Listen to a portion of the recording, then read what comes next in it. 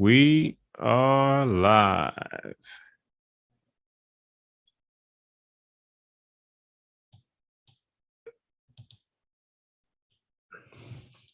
Welcome to the October edition of the Baltimore Sharepoint Users Group. I'm your host, President of Baltimore Sharepoint, Shadidi Laser. Going to share my screen, and we're going to get right into today's announcements as well as featured topic for the evening. And if you are on the actual broadcast within the Zoom room, comment with your skill set, whether you are a developer, whether you are a project manager, whether you're an admin, and make sure you leave that in the comments. So comment with your skill set.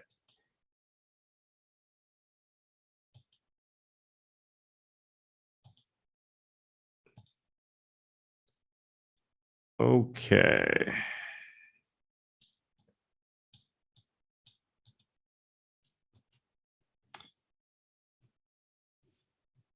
This month's topic will be complete backup best practices for Microsoft 365. We have Synology in the building, but let's first get into some announcements. In terms of what is Baltimore Sharepoint Users Group, we have quite a few people who are tuning in, let's say, from other locations. There are always people who are new to the group, so introduction is warranted. So when we talk about Baltimore SharePoint, consistency would be one of the keys here. We are Maryland's longest running Microsoft focused community learning institution. Every third Thursday of the month since 2007, we have had a meeting. Only time we do not have a meeting on the third Thursday of every month is if we're hosting our one-day annual conference, which is SharePoint Saturday Baltimore, which is every third Saturday when we hold them. And so, as you may know, SharePoint Saturday, the event series has been discontinued. And there's been numerous questions in terms of what will be our plan. We will hold annual events. It may change names, so it will not be SharePoint Saturday, but the concept in terms of one-day conference will be maintained, as we have a great time hosting those events and providing ongoing training for our members and attendees throughout the region. In terms of by the numbers, over 1,600 Microsoft professionals, whether they are new to Microsoft technology, or maybe they may be experienced and they're looking to go forward with, let's say, higher degrees of certs. We've provided a proving ground for many of our professionals to learn and grow through this user group and organization. And the number in terms of Microsoft practices that were launched has gone from 3 to 6 at this time. And it's one of the greatest points of pride when a leader of an organization may have started within the group. Maybe they were working at a company and they were laid off, and they built their company and they've come back to sponsor our annual event, either as a platinum sponsor or a gold sponsor. This is the ultimate cycle of life in terms of validating what we do here. So I continue to be very prideful and in awe of what we've been able to accomplish as a community. And so moving forward, special thank you to ProObject. ProObject was ranked one of the top 100 places to work in the great state of Maryland. and they're based in Hanover, Maryland, about 1 mile from the Maryland Live casinos.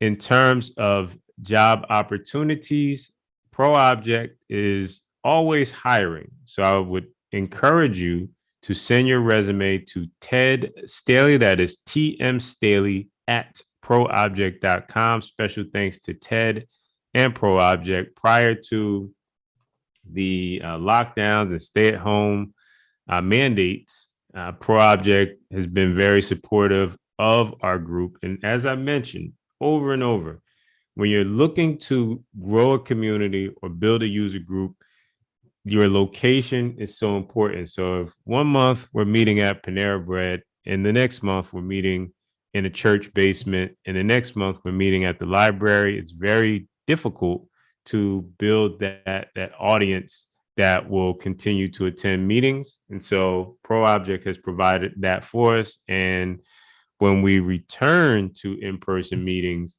we'll be headed back to ProObject in Hanover, Maryland. Moving along, community events. So here's what's going on in the community. Virtually, we have the Microsoft 365 Champion Community Call that will be 8 a.m. Pacific time on next Tuesday. So this is a great way to learn what is going on, the latest and greatest with Microsoft 365 as a platform from community champions.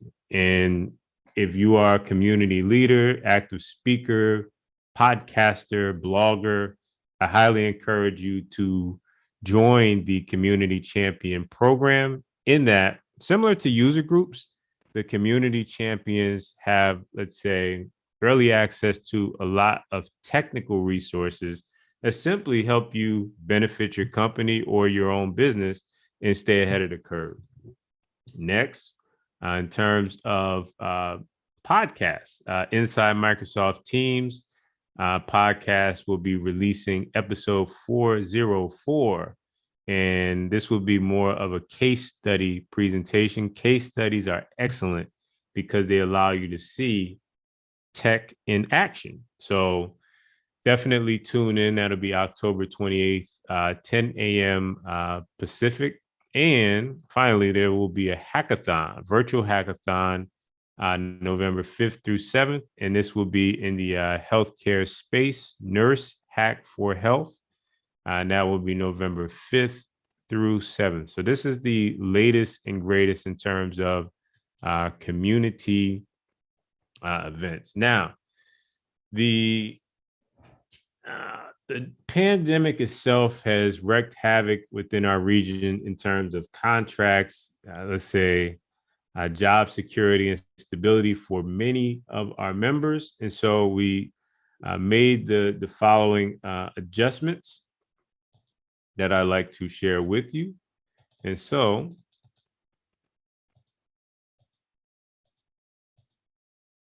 the golden rule, the BSPUG golden rule, is that if you're a member of BSPUG, it's understood and it's a given that you are coming from somewhere to attend our meetings. Meaning, if you may be looking for work, you may be working from home, you may be working at an agency around the Beltway, and we value your time. What this means is if you are attending a meeting in your own time, that shows the aptitude for bigger and better. And my belief is that if you are putting in your own time to attend user group meetings, there's no way that you should be without work during this time, because user groups in themselves, and there's several user groups around the Beltway, but they are hubs for job opportunities. We here at Baltimore Sharepoint also realize that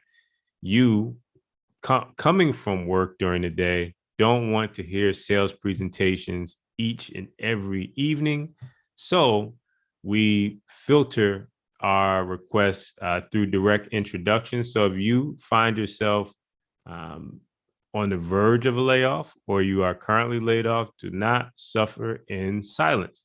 Please contact directly and let's make sure that we get your resume and identify what you need. So that is the email to use, hello@mrshadi.com. And if you have your resume, you're unsure about what needs to be updated, as well as your LinkedIn profile, you can send it to me, and we'll be reviewing through December 31st. Members, my fun fact, my very first business is a resume writing company. So members of our team have stepped forward to volunteer their time through December 31st to make sure that we keep everyone afloat. So do not suffer in silence. Even if you need advice or perspective, we need to make sure all BSPUG members stay afloat. And as I mentioned, there's 5 companies, not even to mention my own, that have started through Baltimore Sharepoint. But the question becomes, if I knew then what I knew now, how would I go about it differently? And the answer is, I'd go to SCORE. And so SCORE is the nation's largest network of certified business mentors. Each SCORE mentor has to complete a code of ethics training annually. Each mentor also cannot sell you any services. So if that mentor has a business on the side, they are to work with you free of charge. It's a government service. There's 6 SCORE locations throughout the state of Maryland. And so if you are a consultant who was laid off, or during this time you feel that you should be self-employed, start your own practice, SCORE helps you with the business planning, financial projections, to org chart to help you get yourself up and running. So the website is greaterbaltimore.score.org. That is greaterbaltimore.score.org. Moving along, call for speakers, calling all speakers. So Baltimore Sharepoint is what I would consider to be a farm league team. User groups are like AAA in a baseball context, in that the next generation of experts, speakers, leaders got their start speaking at user groups. Is a great place to exercise what you want to learn and get real world feedback. So if you have a break fix session, if you have a lessons learned session, if you have an installation session, or if you have a featured presentation, these can range from 10 minutes to 45 to 60 minutes. So again, reach out and let's discuss your topic and when you would like to deliver it. Again, we meet every third Thursday, and we'd love to have you deliver a presentation. Now, on to our featured presentation. We have complete backup best practices for Microsoft 365. I am now turning it over to our featured speaker. Take it away.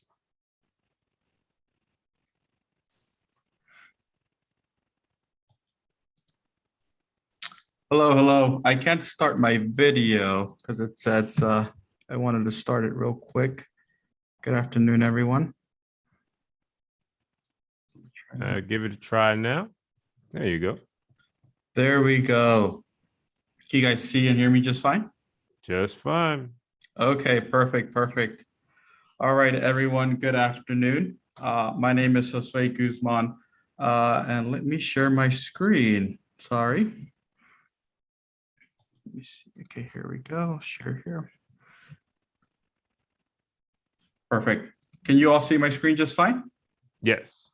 Okay, perfect. So thank you for that introduction. My name is Josue Guzman. So today, as you mentioned, Shadid, am I saying that correct? Yes. Okay. We'll be talking about backup and recovery for Microsoft 365 and why and how to protect data from cloud services. So I'll be your speaker today, Josue Guzman. I'm a senior technical account manager here at Synology out of our East Coast office in Reston, Virginia. So I'm a few toll roads away from you all. I work specifically with our partner community in the state of New York, but I am a Maryland native, born and raised in PG County. So it's my pleasure meeting you all this afternoon. So today we're actually going to be taking a closer look at our Active Backup for Business suite, right? Keep in mind that Active Backup for Business is capable of backing up physical PCs, physical servers, virtual machines in VMware and Hyper-V. But today we're actually going to be taking a closer look at Active Backup for Microsoft 365. So a little bit about Synology, right? If you're unaware of who we are, we've been in the industry for over 21 years. We started as a software-focused company, and then we started to make our hardware around our software. So we're known for data storage, backup, and a lot of other solutions, right? Such as, iSCSI storage for VMware and Hyper-V, Citrix OpenStack, hypervisors, right? IP camera surveillance. So there's a variety of solutions that we offer. We're also a unified hardware and software platform, right? Meaning that the only way you get access to our proprietary operating system, DiskStation Manager OS, is through our hardware, right? And keep in mind that we have over 100 and plus add-in packages available through our package center, right? Meaning that think of it sort of as an app store where you can just log in and download a lot of free applications that were developed by our development team here at Synology. So a little history about us. So to kick this presentation off for us today, we're actually going to be looking at a case study. So here we have a vocational college in Europe. So they have over 18,000 students, 1,000 faculty, all using Microsoft 365, right? But keep in mind that the total number of email accounts is much higher. So they have over 60,000 email accounts, 30,000 OneDrive or 60,000 email accounts and around 30,000 OneDrive accounts, as well as over 10,000 SharePoint sites. So due to the pandemic, right, this increased their reliance on Microsoft 365, right? So they were using Microsoft 365 a lot more, sharing documents across teams on SharePoint, OneDrive, right? Email communication increased as well. So they were looking for a flexible solution to back that data up. They also needed to meet retention obligations, right? And keep in mind that these retention obligations were for both current and former students. So if you're wondering, hey, where is that discrepancy between 60,000 email accounts and 18,000 students? Well, they had around 42,000 inactive accounts, and due to local regulations, they needed to keep a copy of that data. Next, they realized that the cloud wasn't necessarily a backup. So they needed to fill in the gaps outside of Microsoft's default 30-day retention policy and ensure that they had a solution that could go above that. So what did they go with? So they actually went with an on-premises Synology NAS device for their backups of Microsoft 365. Initial storage needs, right, were around 22 terabytes of data, essentially meaning that on Office 365, they were using 22 terabytes, but through our global deduplication technology, they were able to reduce that down to 15 terabytes during the first backup. So after the first backup ran, that means that they saved around 7 terabytes worth of storage, right? And keep in mind that the unit they went with was expandable, being able to add an additional expansion chassis if necessary, and they saw unforeseen growth. So what made them go with Synology for their Microsoft 365 backup solution? So of course, the first one was going to be it satisfied their retention goals, right? Meaning that they were able to back up data outside of Microsoft's standard 30-day retention policy. And this allowed both faculty and staff to restore files very easily using our portal.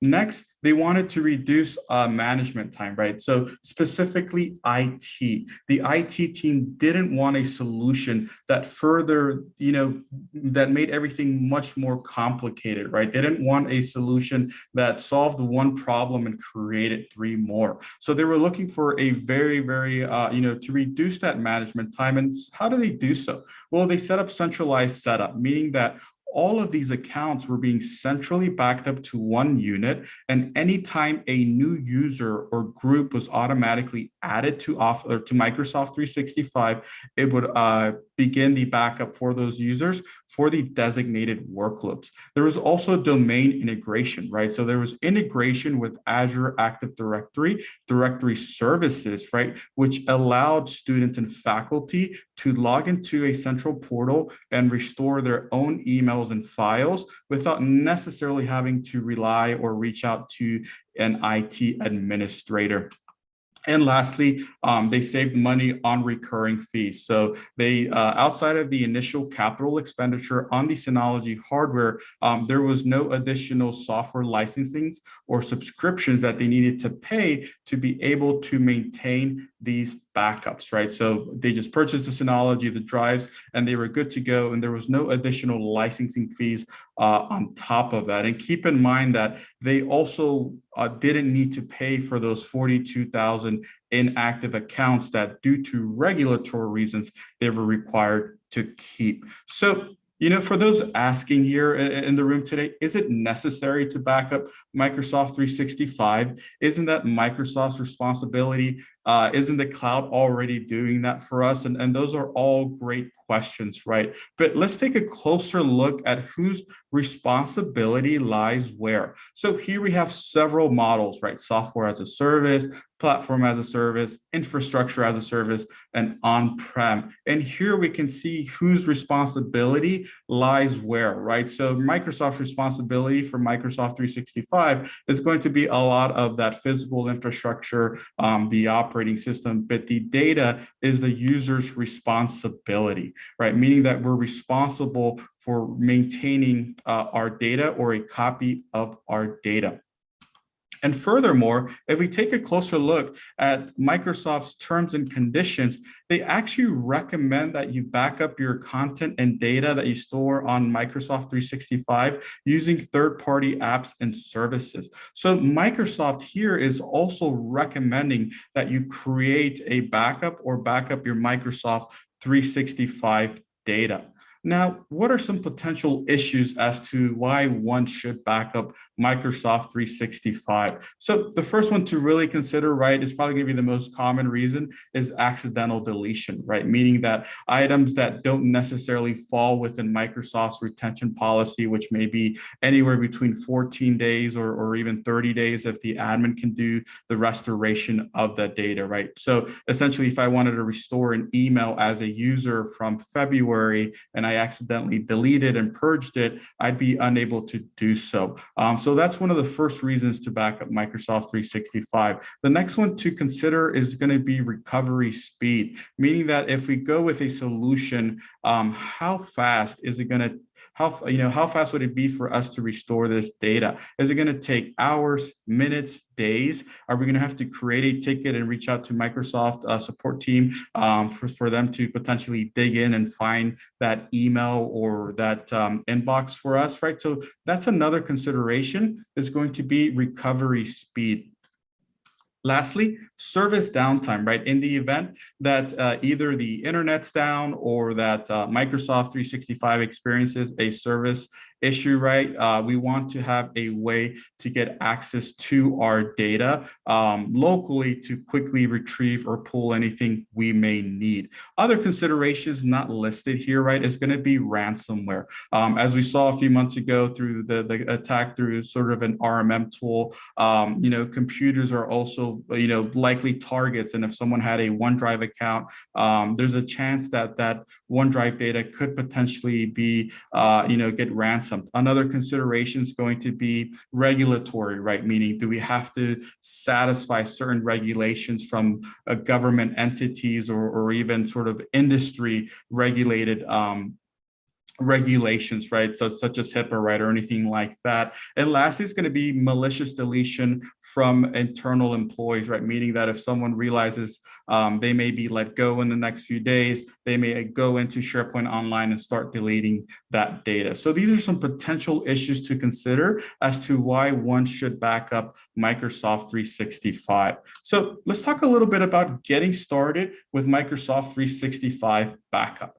So when it comes to backing up Microsoft 365, we actually see two options. We can either do a local backup or a cloud backup, right? So let's talk about this. Let's first address cloud to cloud, right? Meaning going from Microsoft 365 to another cloud provider. What are some of the advantages of doing this? Well, the first one is going to be no hardware setup is required, right? Meaning that it's typically going to be another offering or service that's going to move the data from a cloud Microsoft 365 to another cloud provider. Also, we can easily scale this storage, right? Since we're relying on the other cloud solution to scale that storage or essentially scale up as we grow, we don't necessarily have to worry about, do I have enough terabytes or growth for the next few years? For those wondering, if Synology has a cloud-to-cloud option, not yet. It is currently in beta. It's going to be part of our C2 business offering.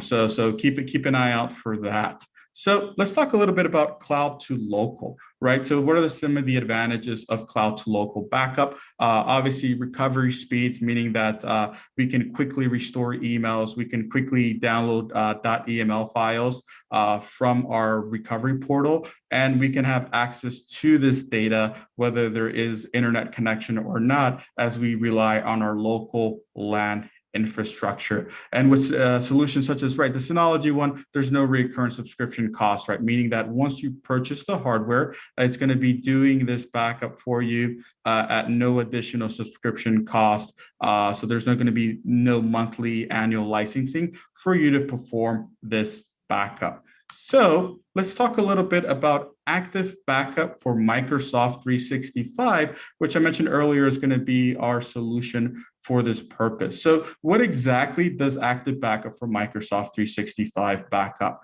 Well, it can protect our OneDrive for business data, SharePoint Online, Exchange Online, which is going to include mail, contacts, calendar, and some features not listed here that active backup for Microsoft 365 offers is going to be continuous backup, right? So meaning that this backup can occur every 5-10 minutes or so as data is being generated on Microsoft 365.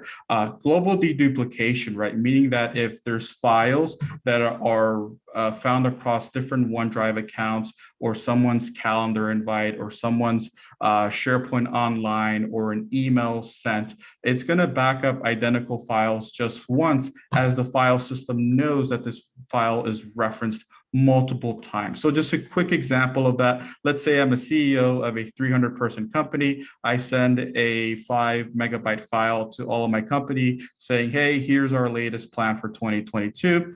So you can see which direction we're going in, right? So for something like that, traditional solutions may require 3 gigabytes or so of storage consumption because it's backing up those 5 megabyte files once for each user. But on Synology, it's going to be efficient from a storage standpoint, and it's only going to back up that 5 megabyte file once as it recognizes it's referenced multiple times. And lastly, one other feature, right, to take into consideration is going to be the self-service portal, which we'll take a look in a few seconds. So with that being said, let's actually jump into a demo. Give me 1 second. So here, I'm going to log into my NAS device. Log me out. Give me 1 second. Really quickly, Yes.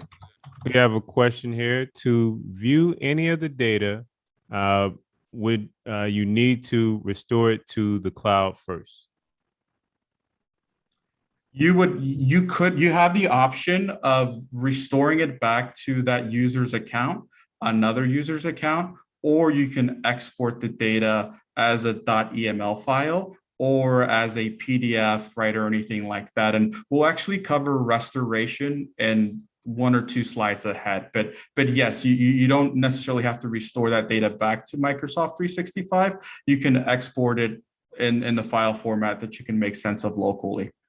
Okay, thank you. Mm-hmm. Thank you. And everyone, please keep the questions coming. I have my colleague Neil that is fielding questions through text. Of course, we'll leave some time at the end for questions, but typically if no one has questions, I like to boost my ego a little bit and say I did a great job at the presentation because I covered absolutely everything. So I know that's not the case. So if anyone has any questions, please feel free to ask. We're more than happy to answer them for you. All right, so let's actually go here to, I logged into a NAS device called M365 NAS. Let's open up Active Backup for Microsoft 365. So let's go to task list first. Let's actually create a task. So when you create a new backup task, this is essentially the data that's required, right? The global admin domain email address, the tenant ID, the application ID, and lastly, there's a certificate file that you need to create, and thus you would assign a password to that certificate file. I'm not going to have everyone sit through here this presentation and watch me create a PowerShell script, right? But keep in mind that it is a .pfx file format to upload this certificate, and we actually have a very comprehensive guide on our website that actually covers how to create this Azure ID application. So I won't make everyone sit through this, right? And I think I'm on a Mac, so it may not work. But keep in mind, right, that we do have a very comprehensive knowledge-based article that sort of walks you through each process of creating the certificate file. And keep in mind that this certificate file would help with APIs, right? And just making the backup more efficient, right? And consistent, especially if there's a lot of data being generated. So we'll be sure to share this with everyone, essentially how to create an Azure ID application. So let's jump back to the NAS. All right, so I already have a current backup task running right now. It's called M365 Backup Demo. So let's click here. Just let's edit the task to see what kind of options do we have to edit this information. So let's click Edit. So as you can see here, we can enable the Active Backup for Microsoft 365 portal, right? This means that we can give users, if there's integration between the NAS and Azure Active Directory services, the ability for users to log in with their credentials and restore their own Microsoft 365 data. Or the other option, right, is to have the admin do this for specific users. So you have a bit of both options here.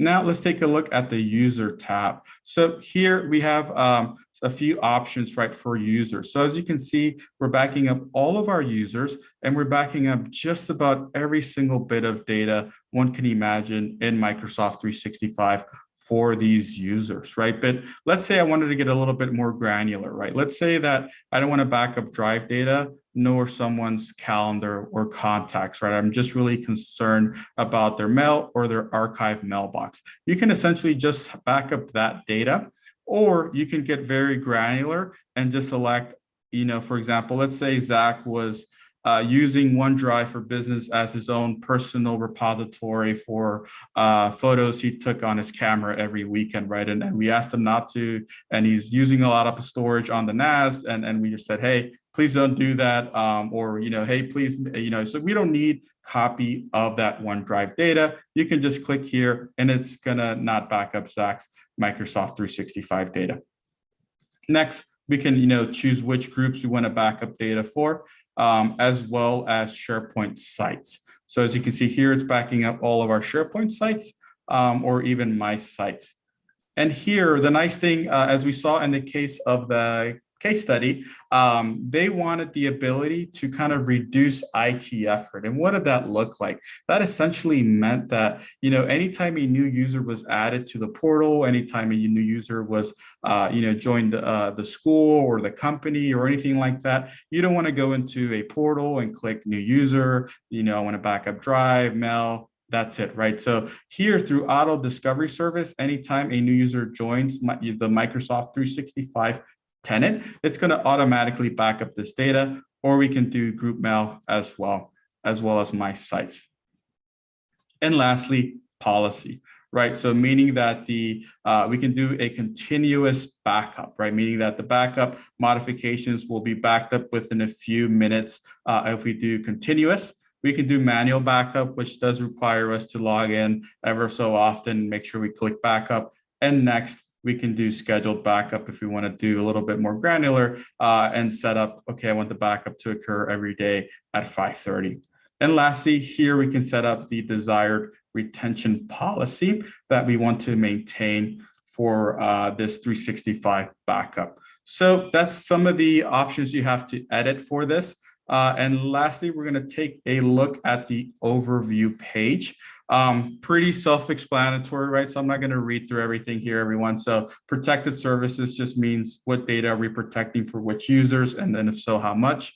Backups, right? Were backups successful? Was there an error? Did backups not occur that day, right? What's going on? So here, I actually had a backup fail because my virtual instance of the Station Manager OS didn't have enough storage. So I bumped it up enough to initiate a new backup, right? So you'll get some sort of visual alerts, right? In terms of whether a backup was successful or unsuccessful. Next, activities, log, which service, right, within Microsoft 365 is using which data, what percentage of the data is being used by specific services. And here we have any sort of transfer size metrics. So this is kind of just, Microsoft 365 at a high level. Let's jump back to the presentation. So what did we cover exactly right now in terms of a demo? We talked about how to create a backup task, how to create the certificate file, what type of options do we have in terms of editing our backup task, and the main overview page, and what type of relevant information one can find there. So recovery options, right? So we've set up the backup task, everything's up and running. Now we want to look at how to create or how to recover this data. So what are our options, right? So we can do either a bulk or granular restoration, right? Meaning that I can restore my entire inbox if I desired, or I can pick and choose a specific email from a specific point in time and restore that back to Microsoft 365. Or, I have the option of restoring back to Microsoft 365. As I mentioned earlier, we can restore back to the original email account, or we can restore to another user's account. We also have the option to export, meaning we can export emails as .eml files. We can go to OneDrive and pull PDFs, Excel files. Likewise in SharePoint Online, if we're using it as a document library, we can pull files there. We can pull contacts, I believe, as .csv files, as well as calendar events. We can export that data. So to kind of showcase this to everyone, we're actually going to be jumping back into a live demo. And let's go back here.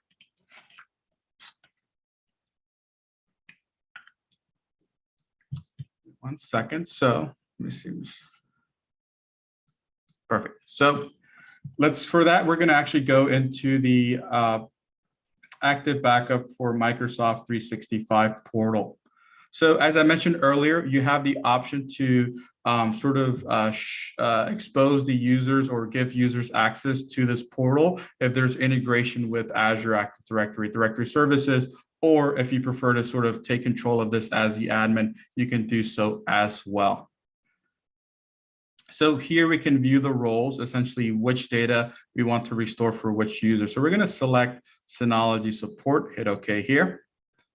Now for any managed services providers or anyone that wants to back up multiple tenants to one NAS, and if you're wondering if that's possible, the answer is absolutely yes. So you can set up multi-tenant backup to these devices. So the next thing I want to do is I want to restore the mail for the Synology support account. But before we do that, let's actually go delete an email real quick.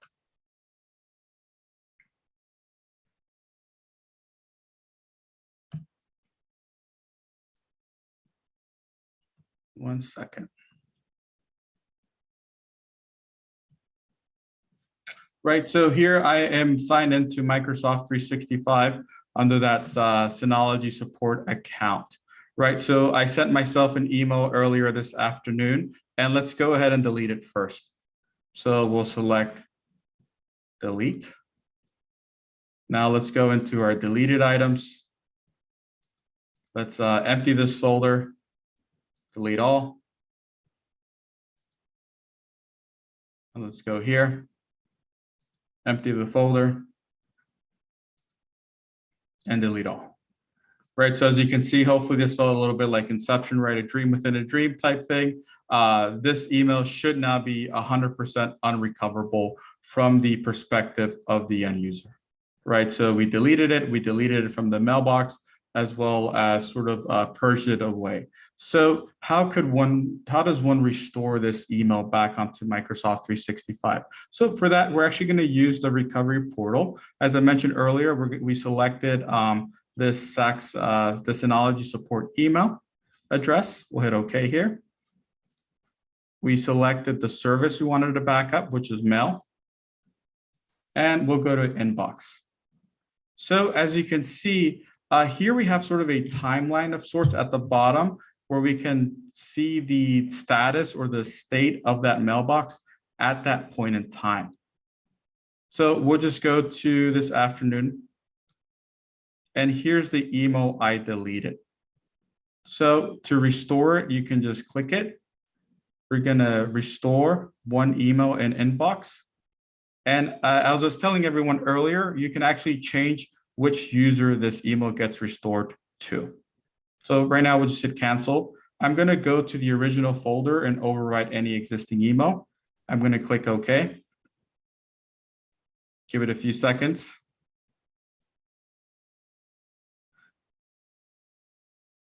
All right, successful. Let's hide this. Let's jump back to Microsoft 365 and let's just make sure my email is there. I'm going to refresh the page. And as everyone can see, I have access. This email from 135 is now back in my inbox. Another thing I want to show everyone on the portal here is, as I mentioned earlier, you have the option to export this and it'll download it as a .eml file. The other neat feature with this restore portal is universal search, right? So it's actually going to search content within our attachments. That way, if I say, okay, I know one of the attachments I sent to someone on my team had the word snapshot replication, let me go ahead and find that. So we can just search here. All right, so it looks like there's an email here. As everyone can see, there's no mention of the word snapshot replication anywhere in this email, right? So let's go ahead and download this PDF. Let's go ahead and open it. Let's do a quick control line. And as you can see, it found 4 references or so of the word snapshot replication. So it was able to search within the attachments, so to speak, of our backups, right, and find specific emails. So that way, if a user says, I don't know exactly when I got the email or when I received it, I know it mentioned a specific keyword. Can you search by that? The answer is absolutely yes. Perfect. So let's jump back here to our presentation. So what did we just discuss, right? We discussed the ability to restore emails back to their original location. We saw how to export data, right? So meaning export an email as a .eml file. And we also did a quick search of specific attachments with keywords and talked about how to restore that. So let's continue here, right? So how do we create a backup of our backup, right? Meaning, how do we have a resilient copy of our data, right? So that we follow this 3-2-1 best practices for backups, right? So, how do I make sure that my Microsoft 365 data meets my retention requirements, is resilient, and I know that I'm confident that I can restore this data in the event of any sort of disaster. Well, in the event that something happens, you can actually replicate your data to an offsite Synology NAS, right? So as you can see, this sort of follows this whole 3-2-1 backup strategy. And it means that if something were to happen to our primary backup, we're actually able to restore data from our secondary backup. So what does that look like? So for that, we're actually going to be using Snapshot Replication. So remember, Snapshot Replication is, again, one of the many applications that have no cost associated with it that you can download from our package center. Snapshot Replication is capable of replicating and taking local snapshots of your shared folders and iSCSI LUN data, right? So if you use this as storage blocks for Hyper-V or VMware, you can actually take local snapshots and replicate that data to an offsite Synology. So we can take snapshots of our data as frequently as every 5 minutes. We can also replicate this data to an offsite Synology for shared folders as frequently as every 5 minutes, right? Meaning that we would have a read-only copy. In the event that something were to happen, we can quickly retrieve that data or the copy of that data on the offsite Synology NAS without having to restore any backups or decompress any sort of backups, meaning that the data is in the offsite in a read-only state saying, hey, I'm waiting for a manual failover to happen. Click it, let's make it happen, right? So all of this is built in with Snapshot Replication. One of the other things about Snapshot Replication to kind of take note is it supports separate retention policies on both the local snapshots as well as the replicated snapshots. So what does that mean? That means essentially that we can take local snapshots of our data and have those copies for 30 days. And we can also replicate those data. And that would essentially be 180 days or 365 days, right? Meaning that, okay, I'm not necessarily looking for performance, I'm looking for storage. So Snapshot Replication actually allows one to have a very, very flexible replication schedule for both the onsite and the offsite. So with that being said, we're actually going to take a quick look at creating a replication task from one Synology NAS to another Synology NAS. So let's jump over back to my NAS device. So I'm going to go here to M365 NAS. And again, everyone, if you all have any questions, please feel free to ask in the chat. My colleague Neil would be more than happy to assist. And of course, if you want to reserve your questions until the end, I'd be more than happy to assist then as well. So we're going to go to Snapshot Replication. And as I mentioned earlier, right, this is capable of taking local snapshots of our data here. So here I have 4 shared folders. I can take local snapshots here. If I had iSCSI LUN data, I can take local snapshots as well. But in the context of today's presentation, we're going to be taking a closer look at how to replicate this data to an offsite Synology NAS. So we're going to go here to create. We're going to hit start. We're going to select the remote NAS. And we're going to search for the other NAS that's local to my network.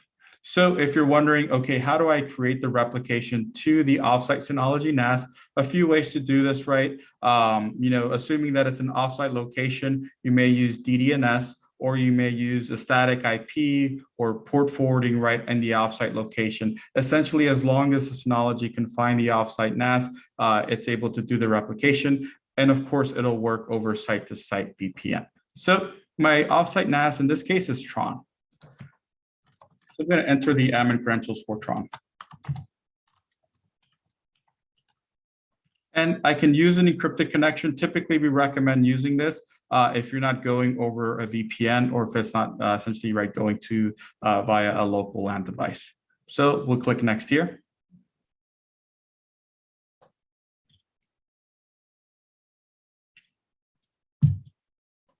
Here I have 2 volumes on my NAS called Tron, but we'll just go to volume 1. So as you can see, I can replicate my HR operations folder. These other folders may already have replication tasks going, thus we can't select them. So for this sake, we'll just select HR operations. We have the option of sending the initial copy over the network, or we'll be talking shortly about sending this data using a storage device. So we'll just send this copy over the network. It's very, very small. So we'll hit next. Here we can enable our replication schedule as well as the frequency. We'll hit next. And we also have the option of replicating our local snapshot. So for this, we'll just hit next. And it says here that we can apply a retention rule on the offsite NAS if we want to do so. So we'll just click done for now. And it should start replicating the data over to Tron. So with that being said, let me switch NAS units, and I'm going to go to my NAS called Tron. So right here, let's zoom in a little bit. We're going to go to Snapshot Replication. We're going to go to Replication. And as you can see, HR Operations is now replicating from M365 NAS, right? So this HR Operations folder is now being replicated from this from this M365 NAS. It was a pretty small file, right? So, it went pretty quickly. So let's go to File Station. Essentially, it's a file browser. Let's go to HR Operations and let's try to delete some files. Of course, it's not going to let us. And that's because it was designed that way, meaning that the offsite Synology NAS data is in a read-only state. So if we go to HR Operations, we'll see that it's read-only. If you're wondering, hey, I need access to this data on the offsite NAS, can I access it in the event of a disaster? The answer is absolutely yes. You would essentially do potentially write like a test failover or force failover in the event that something like that were to happen. So let's jump back to our presentation. That's our last demo for today. So everyone, right, if you have questions, feel free to have them come in through the chat. Be more than happy to answer them for you all. So what did we cover right now? Just a few seconds ago, we spoke about local snapshots, replicating those snapshots to the offsite Synology NAS. We saw the behavior or how the operating system, showcased that data on the offsite NAS as a read-only state, which is by design. And we talked a little bit about performing a manual failover if we need to do so. So we spoke about the seeding the data, right? So let's say that our backup is 10 terabytes worth of Microsoft 365 data, right? So let's say that we have a 20 megabit per second, upload speed for this. This is going to take around 45 days to be able to replicate this right over the internet, right, or VPN or anything like that for 10 terabytes to go from replication source A to replication destination site B. If you're looking for a way to sort of expedite this, kind of make this be a much faster process rather than 45 days, you're looking to cut it down to potentially a few days, right? You can actually see the data or export the initial replication task to an external hard drive, right? So we can export this to an external hard drive. We can then move that external hard drive to the offsite destination. And once we do so, we plug it in, and then we can then import 10 terabytes into the replication site. Once we've imported those 10 terabytes into the replication site, it's just a matter of relinking or linking the replication task from site A to site B. Thus, it's only going to do incremental blocks or essentially just the changes after that replication task occurs, right? So this is another way of replicating your data, right? If your initial replication task you feel is too large, you can essentially seed this data to an offsite Synology and move data between the external hard drives. You can also, if you're wondering, do the initial replication locally and then move the unit offsite. That's an option as well. Few things I do want to highlight with Snapshot Replication before I forget is that it supports a very, very flexible topology, right? Meaning that you can do one-to-many extended replications, right? Hub to spoke, right? Or sort of HQ to branch offices. So it's a very, supports a very flexible topology schedule up to 3 devices, right? If you want to send this data up to 3 other NAS devices. So, you're ready to move forward with a local backup solution. How do I choose the hardware for this? Here's some things to consider. I know we're hitting the 40-minute mark, so I'll quickly go over this for everyone. Essentially, you want to think about how much data am I backing up, or how much data is found on all of my accounts, OneDrive, SharePoint Online. Next, how much data is changing daily, right? How much data, am I generating 2 gigabytes worth of data, 10 gigabytes worth of data on Microsoft 365? Next, retention requirements, right? How long do I need to keep this data for? Am I required to keep this data for, a year, 3 years, right? What sort of retention requirements do we have to meet for regulatory reasons? And next, future needs, right? How much storage do I anticipate I'll need in the future? Thus, right, I may want to select a unit that meets those needs. So we actually have a very useful and comprehensive knowledge base article that talks a little bit about selecting a suitable product for backups. I'm just going to show everyone what that article looks like. Essentially walks you through, current mailbox, how many emails you're generating, how much usage, right? So we won't have everyone go through this. We'll definitely be sure to share the link with everyone, but this will kind of give you an idea of which NAS unit may make sense for my backup. So keep in mind that you can use this knowledge base article on our website as a reference. So with that being said, everyone, that is the end of my presentation. It's been my absolute pleasure being your host, your presenter for this afternoon.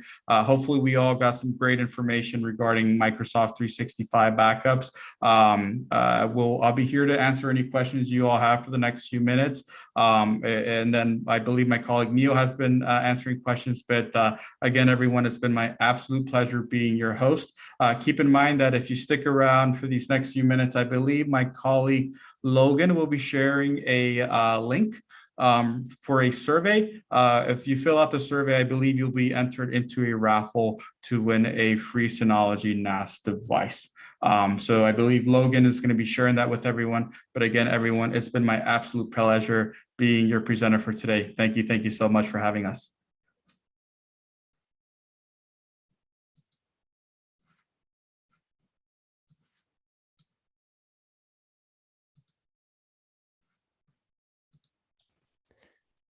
Thank you for taking the time to put together the presentation. Very detailed. I love how you incorporated some frequently asked questions right into it. So it made us feel like you're reading our minds in a sense. So very great. The recording will go out to our email list. And so with the next steps, Logan we have one question from Alan where he mentioned is Veeam, VEEAM, a good backup solution was his question. Yeah, so Alan, that would sort of be a competing solution, right? So we'd love to, have the opportunity to speak with you and kind of get an understanding of your objectives and potential solutions you're looking to back up, or potential goals, right? And we hope, right, that Synology is able to meet those. So I definitely recommend reaching out to our team. We have a dedicated team for end users, as well as a dedicated team for resellers here at Synology. So your technical account manager, whether you're an end user or an IT service provider, would be more than happy to walk you through sort of the specifics, in terms of Veeam backups in relation to Synology backups, and hopefully we can meet your needs in terms of the backup solutions you're looking for. So I know it's typically a competing solution. We are storage at the end of the day, so we could potentially be a storage target via SMB SIFs or even iSCSI NFS for that Veeam backup, right? So there's always a use case for Synology here and there. But of course, in relation to Microsoft 365 backup, I definitely recommend reaching out to us for more of a one-on-one depth conversation. So hopefully that answers that. Okay, so on my screen is the survey that was mentioned. Fill out the survey and you'll have the opportunity to win your NAS, and valued at over $500 US. So here's the survey here. And so take advantage. Take advantage. So the link is in the chat.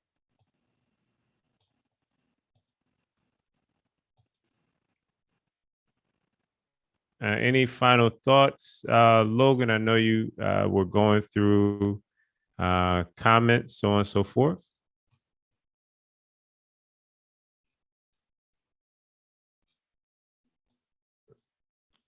Okay, so on behalf of Team Synology and Josue, I'm Shad Didi Laser. Thank you for tuning in to this month's Baltimore SharePoint Users Group meeting. We will be back in November, third Thursday of the month, speaker to be named, as we're confirming the details now. And once again, great presentation. The recording will be posted within the next 48 hours. So thank you for tuning in. See you next month. Go to our meetup profile in order to see what session is coming up next. And thank you for your continued support. Make sure you go to the link in the chat to complete the survey. And the link will also be posted on each social media profile that this presentation is streaming on. So there's one final comment.